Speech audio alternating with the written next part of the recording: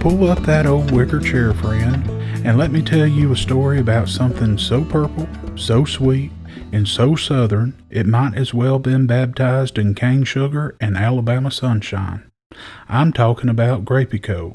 Not just a drink, not just a soda, but a cultural artifact, a purple-hued time machine that can take you straight back to church picnics, gas station coolers, and Mama's Sunday roast in one single sip.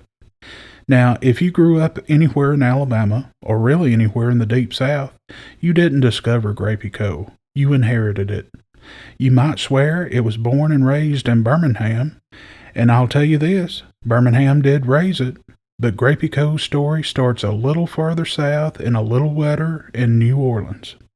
A drink called Grapico was first sold as early as 1914 in New Orleans, Louisiana, created by a business called J. Grossman's Sons.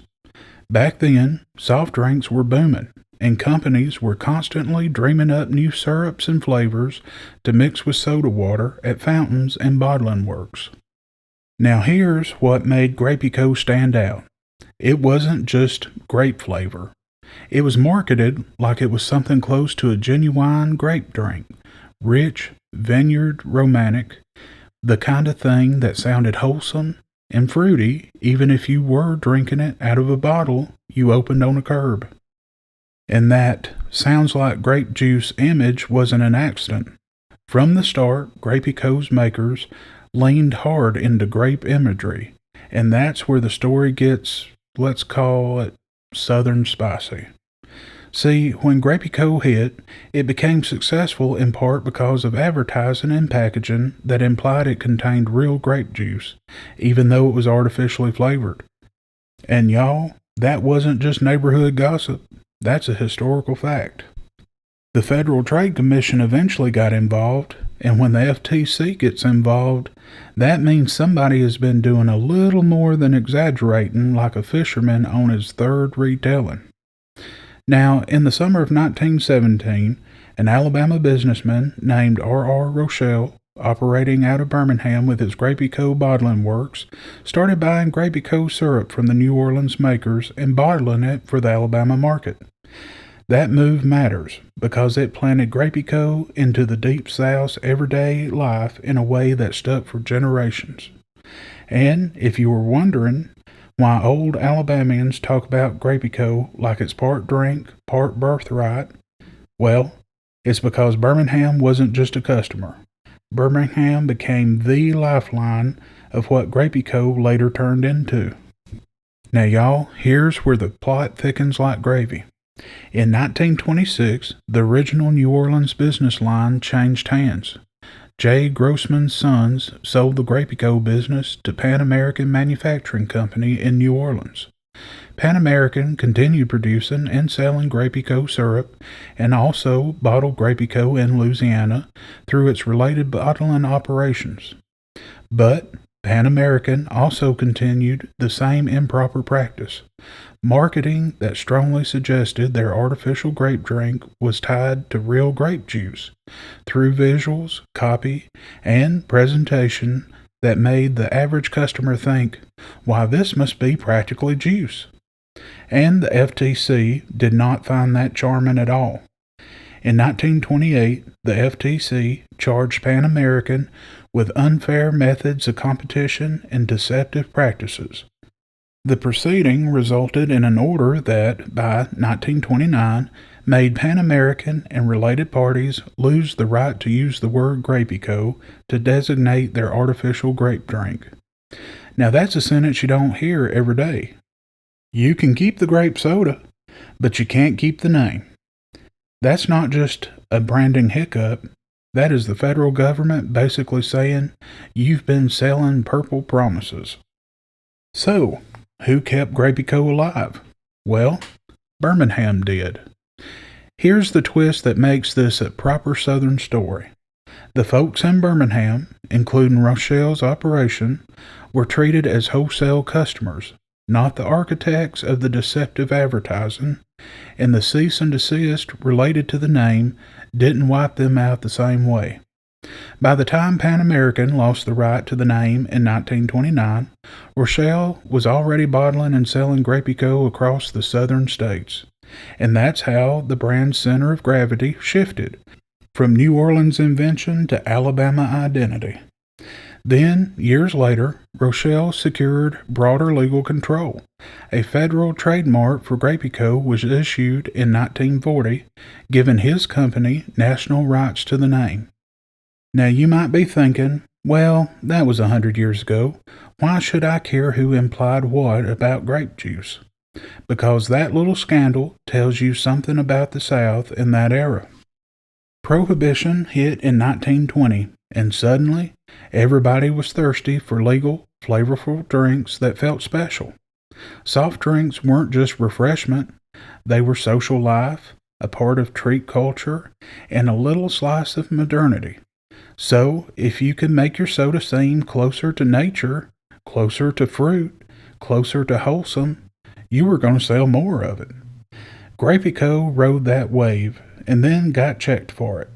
And honestly, that's part of why Grapico feels so mythic now.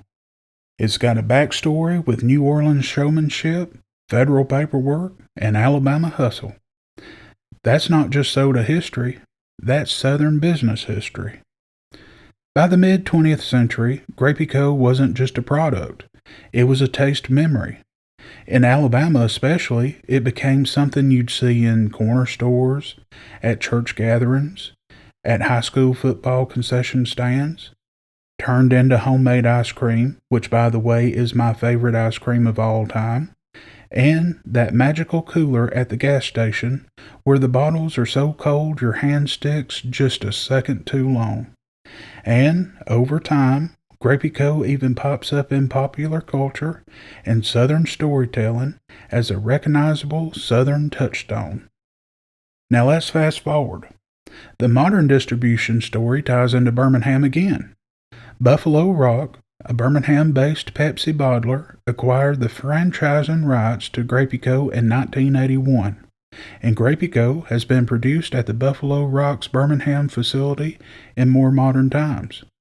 And that matters because it explains why Grapico still feels like it belongs to Alabama, even though its earliest commercial roots trace back to New Orleans.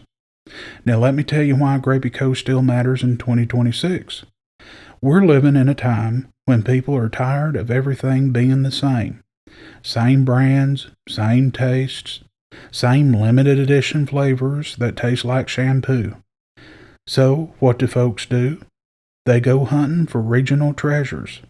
They go looking for the stuff their granddaddy drank, the stuff that tastes like a hometown, the stuff that reminds you the South isn't just a place, it's a memory you can sip. And that's where Grapico shines today. It's nostalgia you can buy cold. It's regional identity in a bottle. It's a conversation starter. You ever tried this? And it's a reminder that a brand can survive a century if people love it enough to keep talking about it. And what about the age of TikTok and YouTube? Well, regional foods and drinks don't just survive, they get rediscovered. Grapico's story has all the ingredients: origin myth, New Orleans flair, a federal clampdown, and Alabama's long loyalty. So the next time you see a Grapico, don't just drink it fast like you're late for work. Hold it a second, because you're holding a New Orleans-born syrup that charmed the early South, a brand that got tangled up in real grape juice implication in the FTC's long arm, and an Alabama-raised icon that proved a regional favorite can outlast trends, mergers, and time itself. And that, friend, is why Grapico ain't just soda, it's purple Southern history. And by the way, before I go, like I mentioned earlier in the story, you may find some Southerners churning out Grapico homemade ice cream on a warm day, and if you do, you're in for a treat. It's my all-time favorite ice cream, and it's really super simple. All you need is a 2 liter of Grapico. I use Diet Grapico, and trust me, you can't tell the difference when it's turned into ice cream. 1 can of sweetened condensed milk. I use 2 because to me it makes it creamier. And your ice cream freezer with ice and rock salt. You just pour the Grapico and sweetened condensed milk into the drum of the ice cream freezer, aka the churn. Close the lid, surround the drum with ice and salt. You have to layer the ice and salt repeatedly. Let the churn do its thing, and there you have it, one of the tastiest and easiest treats you'll ever have. Now, if you'll excuse me, I believe I've talked myself thirsty. I've got to go find me a Grapico. Now, friends, if you've enjoyed this, hit that like button and subscribe to my channel. It really helps me out, and I sure appreciate it. Until next time, be blessed.